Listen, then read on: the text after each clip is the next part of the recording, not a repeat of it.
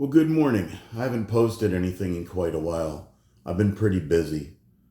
Um, New house, doing some staining, hanging some pictures, finding ways to put things away, running errands, seeing my grandson, doing some other stuff.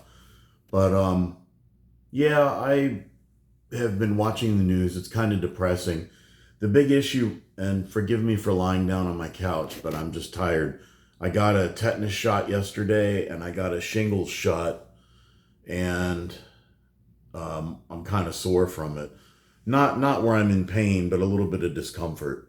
But hey, I had to do my physical. I'm going to be 60 in a couple months, so Father Time waits for nobody. But nevertheless, the main story going around right now is about the drones. Everybody's got their opinion. Oh, they're Iranian, they're Chinese. It's our own government spying on us and whatnot. My strict, off the cuff, just a hunch, gut feeling, nothing to back it up, is that they're looking for something.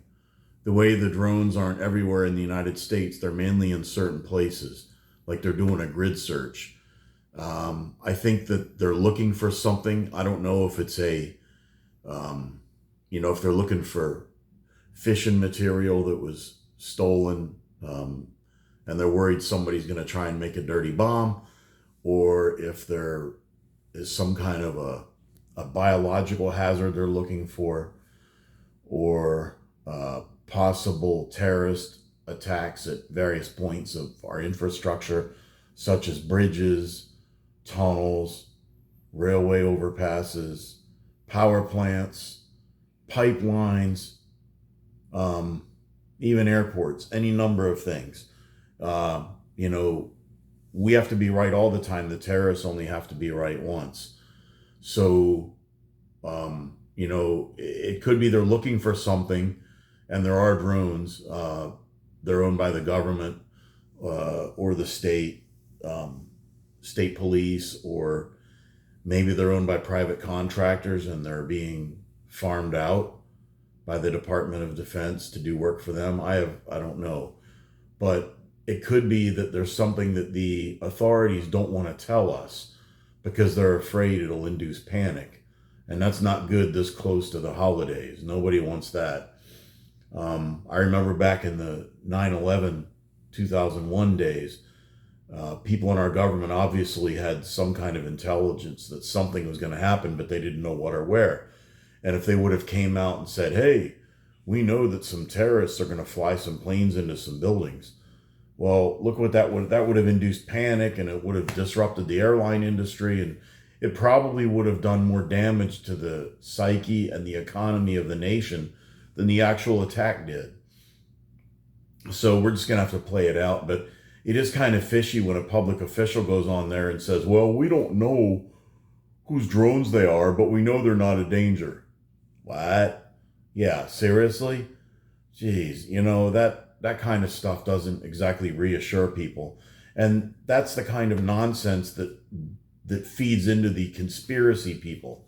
When the government is obviously lying to you or withholding truth, whether it's about 9/11, January 6th, a school shooting, the woohoo flu, or anything like that, it just feeds the fire of the Alex Jones types out there. That there has to be some kind of conspiracy. I myself, I really don't believe very much in conspiracies. I do believe that there are often times when very different groups who might not even know each other, and they might even know each other and hate each other, but they share a mutual interest in a particular outcome. And you can find countless examples of that. They say politics makes for strange bedfellows, and that's true. Whether you find terrorism, the border, the military industrial complex, alcohol regulations, drug legalization, healthcare, guns, just about any, even traffic enforcement. There are often groups that are very, very different and don't really have much in common. They don't like each other, and they might even be politically opposed, but when something involves money or power, a government grant, research funding, or something like that, they all fall in line to get what's theirs. And as the old saying goes, politics makes for strange bedfellows. Another thing that's interesting in the news is having lived in Germany for a couple years, I see that their government seems to be, quote unquote, falling apart, and Olaf Scholz might resign. Now, I haven't followed it really closely, but I know they've got a lot of problems going on over there. They sometimes make our government look sane in comparison. You've got Biden, you've got these presidential pardons that are going out, like it's like they're like a roll of toilet paper on the door. You just take one and pass it on. The pardon power is absolute. Nobody's going to challenge that. But I find it interesting that some of the people being considered for pardons, unlike his son Hunter was charged and convicted, and Joe Biden pardoned him. As a father and a grandfather, I can kind of understand the reasoning behind that. But nevertheless, that's because he was actually found guilty of a crime in a court of law. They're talking about pardoning people who have not been indicted or charged or sentenced or anything. So can you really pardon somebody who's not been accused or indicted? I don't know. They say, that Ford pardoned Nixon, but that was a different time in our nation's history, and he was going to end up being impeached anyway. So I don't know. I suppose if you can impeach somebody who's no longer president, then you can probably pardon somebody who's never been charged with a crime. Our government, some of the people in it are just so crazy today, you don't know what they're going to try to do.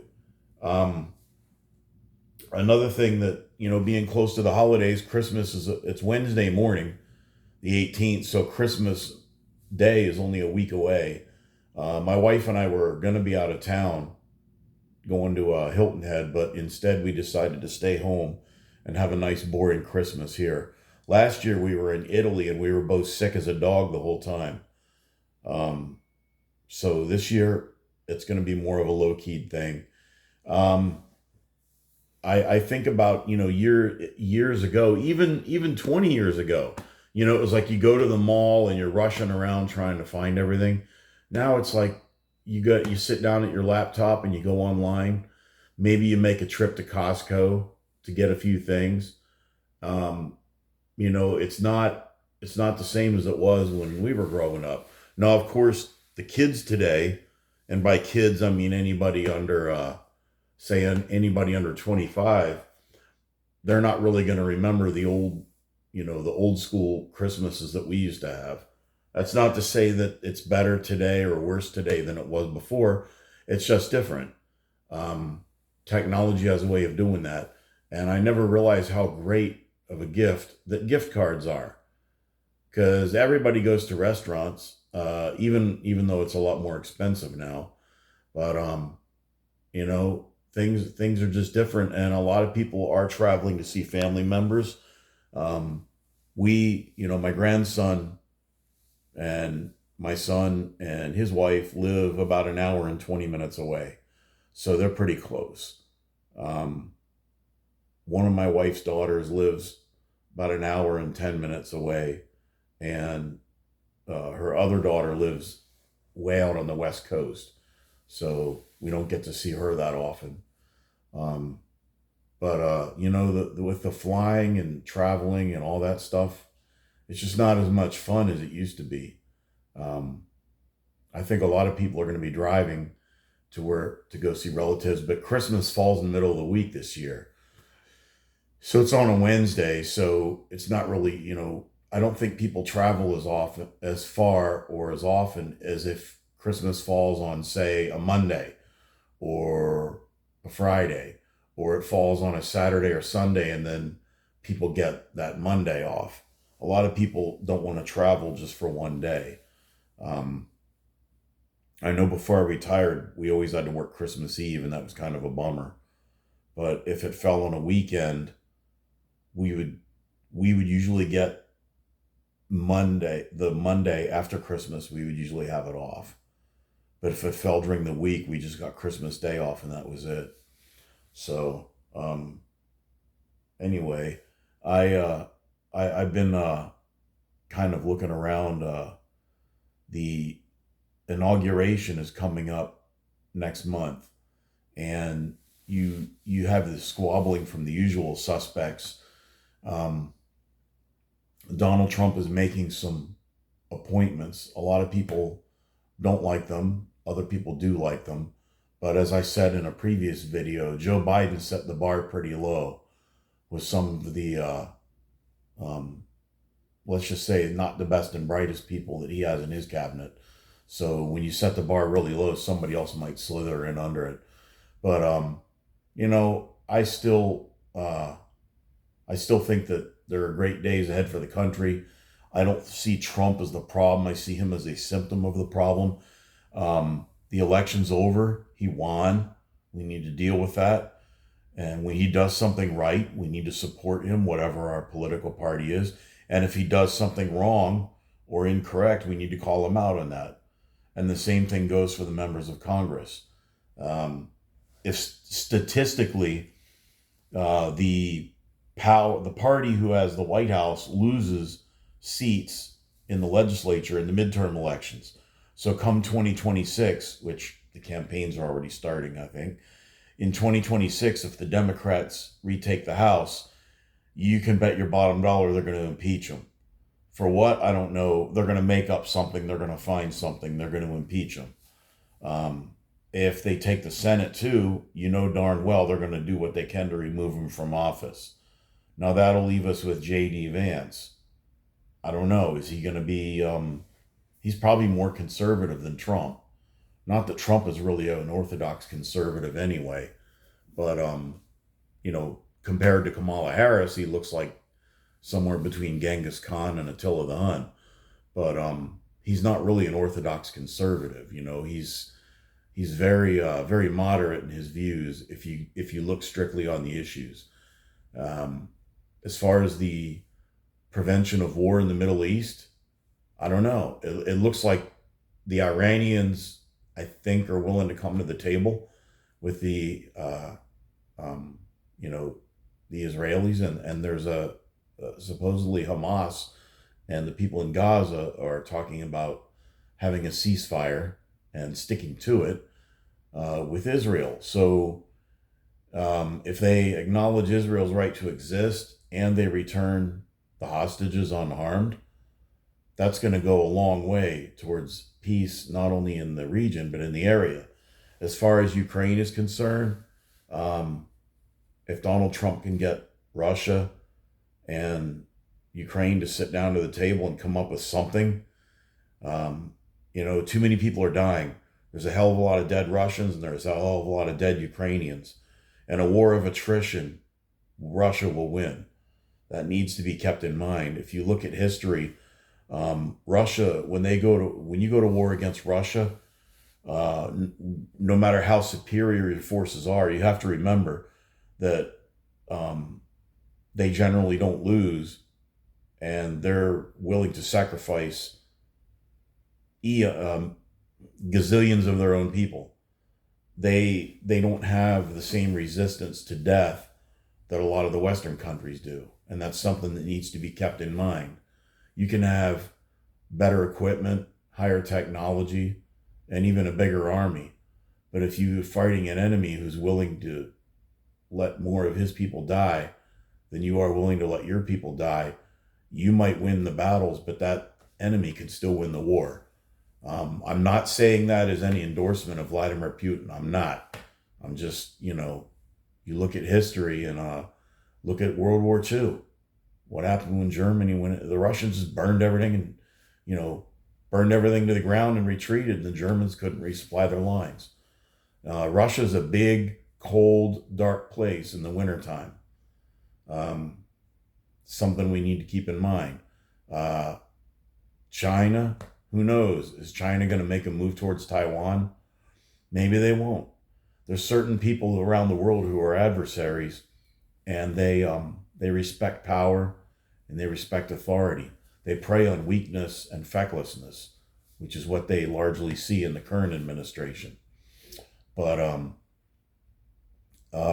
Trump with his tariff thing, that can be a double-edged sword. Yes, it can be great. You can generate some money from it, but you're generating that money from your own people. It's a tax on us. If it brings other nations to the table as a tool to reduce their tariffs on our goods, then okay, there's some merit to it. But you really don't want a trade war where you just put tariffs on things and then they put tariffs on our things and so on and so on. If you tariff imported goods like steel, let's say aluminum, I don't know, heavy metals for batteries, if you put tariffs on imported raw materials, then what that does is, yes, it protects some of our industries in the short term, but in the long term, it makes American made products less competitive on the world market because it raises the price that our producers of things and manufacturers have to charge. So it's a double-edged sword, and you need to be very careful with these things. And I'm hoping Trump is cognizant of that. I don't know. Sometimes he talks and he sounds like he knows what he's doing. Other times he sounds like he's totally lost. But at least the guy can string two sentences together, unlike some of the people in the outgoing administration.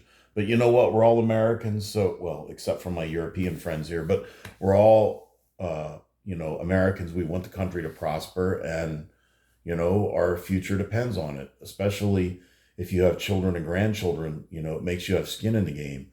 You want the country to be prosperous. And America first, as the agenda is often called, is seen as somehow being like arrogant or that you hate everybody else. That's not true. I'm USA, red, white, and blue all the way through. But that doesn't mean that I hate Germans or I hate Mexicans, I hate French, I hate Italians or whatever. I don't. It's just you expect a president of your own country to put your country first. I expect Olaf Scholz to look out for Germany first.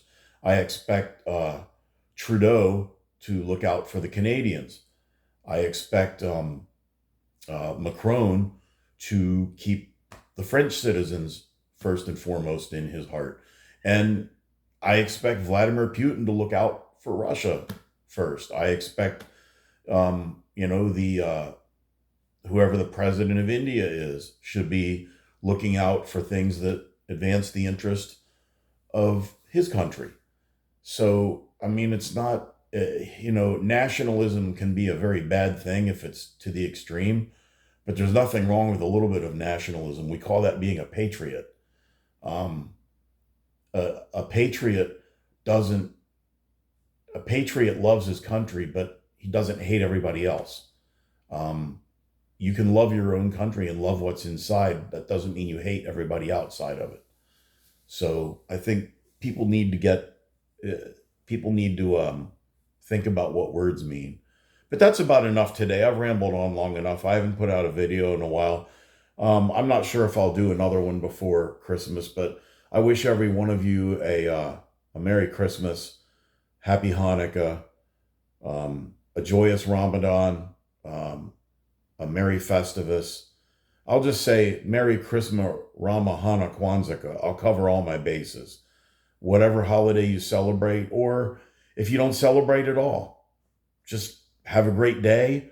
Enjoy the blessings that modern society has to offer. Criticize the things that are wrong, but take a minute out and be thankful for the things that are good. And if you have children or grandchildren, take a minute and then think about them and hope that the world is a better place for them when they grow up. We do have a lot of issues, and as Albert Einstein once said, no problem will ever be solved at the same level of awareness at which it was created. He's correct about that. But that doesn't mean we don't have some smart people in our midst who can help guide us through these rough seas. So, yeah, there's a lot of pessimism out there, but, if we do things right, we can emerge a better, a safer, and a stronger nation that is more prosperous and more free if we just embrace what works and very diligently reject the things that don't work. So I'm sure my friends in other countries are probably gnashing their teeth right now. But you know what? That's okay. I've been to 35 countries on 3 different continents, and I've learned a little bit of something from each one of them. There's no place on the world that's perfect. I happen to be glad I'm home in the United States. I love it here. Um, I don't want to hang my hat anywhere else, but that's just my personal preference. We've got our problems here, but it's still, I plan on living here. My wife and I had considered living part of the year in Mexico, and we might do that after she retires for the second time. I don't know. We loved it down there, but it's just home is where you hang your hat. And if somebody is from Finland or Norway or Sweden, all beautiful places, we went to them. They're going to think that they're the happiest people in the world, and hey, more power to them. Just because I love my country doesn't mean that they shouldn't love theirs either. Um, that's a good way to look at it. But anyway, you all have a great day out there, and if you're out there shopping and somebody goes for the last TV set, just remember there's always another store that carries them. All right, take care, everybody.